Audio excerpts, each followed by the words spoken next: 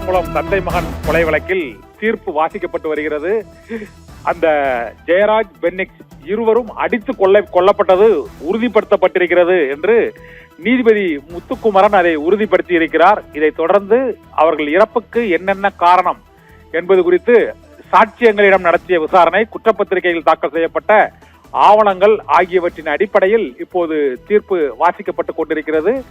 இன்னும் சில நிமிடங்களில் சாத்தான்குளம் தந்தை மகன் கொலை வழக்கில் அந்த குற்றம் சாட்டப்பட்ட 9 காவலர்களுக்கும் என்ன தண்டனை என்பது குறித்து அதிகாரப்பூர்வமாக அறிவிக்கப்படும் என அந்த நீதிமன்ற தீர்ப்பில் என்ன உத்தரவு இருக்கும் என்ற எதிர்பார்ப்பும் எழுந்திருக்கிறது. காவல் நிலைய ஆய்வாளர் ஸ்ரீதர், உதவி ஆய்வாளர் பாலகிருஷ்ணன், SI ரகு கணேஷ் மற்றும் சாமித்துறை, முத்துராஜ், செல்லத்துறை, தாமஸ் பிரான்சிஸ், முருகன் உள்ளிட்டோருக்கு என்ன தண்டனை வழங்கப்பட போகிறது என்பது குறித்து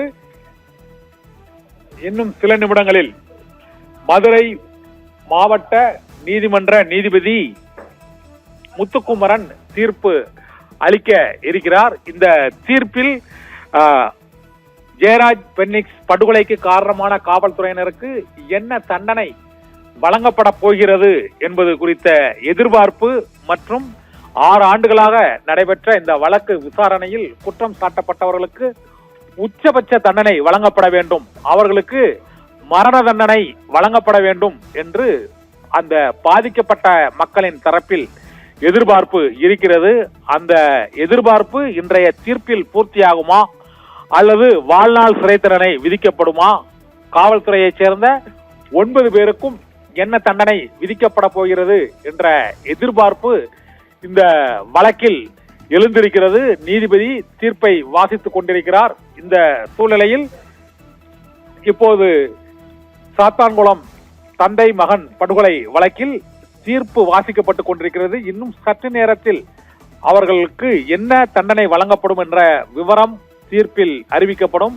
குற்றம் சாட்டப்பட்ட 9 பேரும் குற்றவாளிகள் என்பதற்கான ஆதாரங்கள் அந்த சாட்சியங்களின் விசாரணை மற்றும் குற்றப்பத்திரிகையின் மூலமாக நிரூபிக்கப்பட்டிருக்கிறது.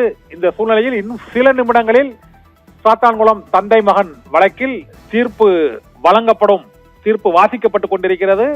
இதில் காவலர்கள், ஆய்வாளர்கள், தலைமை காவலர் உள்ளிட்ட 9 பேருமே குற்றத்தில் தொடர்புடையவர்கள் என்றும் ஜெயராஜ் பென்னிக்ஸ் ஆகியோரின் உடலில் ஏற்பட்ட படுகாயங்களுக்கு இந்த காவல்துறையினர் மட்டுமே காரணம் என்றும் அந்த தீர்ப்பின் முதல் கட்ட அந்த பக்கங்களில் உறுதிப்படுத்தப்பட்டிருக்கிறது. நீதிபதி முத்துக்குமரன் தொடர்ந்து வாசித்துக் கொண்டிருக்கிறார்.